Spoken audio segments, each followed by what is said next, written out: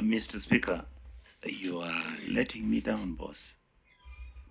You know that the law is very clear under the PFM Act who should sign for what and for which position and which department and which secretariat. Very true. So what are you telling me that you don't know? Under the same Act, the clerk can delegate the work of the chair of the service board. Which means the answer you gave us actually was not the right answer. You understand why we are asking these issues?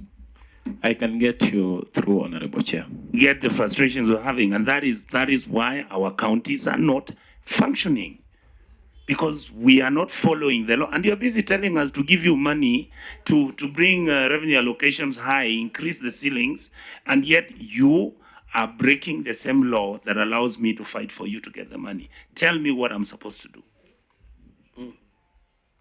What I want to confirm here. But let me, Chair, through you. You have said that the clerk delegated the deputy clerk. Now, I want you to tell me, clerk, which law gives you authority to delegate to your deputy clerk?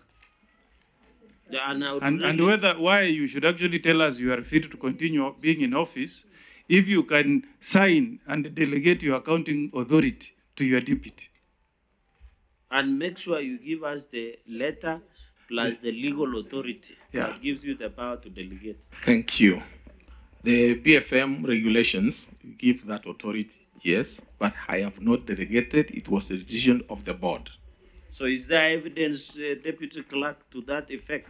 Or the chair of the County Assembly, is there evidence or a letter that shows that you have, it was delegated to the Deputy Clerk? And the reversal to the same, can you table that evidence? I think as the board, we have the evidence, but it's not exactly about delegation. It was about responsibility. Yes. The signatory has not been in your delegation to the deputy clerk of responsibility, one of them was to become a signatory. When the clerk was not in, yes, obviously the responsibility can was we to be get assigned. those minutes of the decision of the board designating him as a signatory? Yes, for 5 good years. Oh. Excuse me, Chair. Yes, please. One of the issues that I'm extremely uncomfortable about is when we ask these guys to go and look for documents for us. Those ones they manufacture.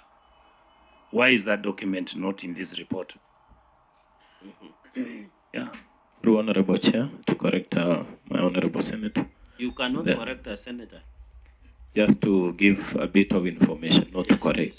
Yes. That the issue raised is not in the audit queries we are responding here today. It doesn't matter. Speaker, it doesn't matter whether it is inquiry or not inquiry. We have a right to ask any question. We're okay. It's only about the documents I meant, not the question. No. I think, Chair, we are playing around here. This is a very serious matter. Yes. It's not a joke. The reason, Speaker, I think, Chair, let me finish. Yes. Can we refer all these matters of County Assembly of Nyamira to EACC to investigate quickly? And even OAG should do a special audit on how the assembly is running, forensic audit. And I think we have to give that ruling. Because we've been asking here, is there a problem? Nobody wants to say. Yes. Until we had to come back. Yeah? Even the clerk himself, when he's not an accounting officer, he sits here and says he's an accounting officer. Because we cannot deal with an institution that is lying to us by record, by word of mouth. We can't. How are you going to behave before Nyamira people when you are actually lying to an institution like Parliament? You are even an embarrassment to your senator. We know he's a thorough person. And he fights for Nyamira money. Every year we fight because we have equal problems with Nyamira. But if you don't account for the money allocated to you, surely, why does he fight in this Senate every day?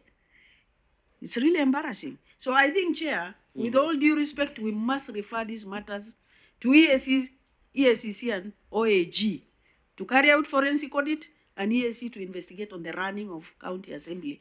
And we adjourn. We don't have to waste time here with people who are lying to us. Madam Dulo. Okay. Now, two things. The reason, Speaker, we're asking about who is signatory arose from the payment of certificates to the contractor. We wanted to know who authorizes payments. And the accounting officer is seated here, is legally is the accounting officer, but vitu kwa ground is different because somebody else is the one authorizing payment, which is against the law. So we will direct that I directed on 2 issues. That's the 4th issue. Yes, is to follow up on operations. Specifically, we want to know this issue of authorization of payment of signature because legally, accounting officer is the clerk of the county assembly.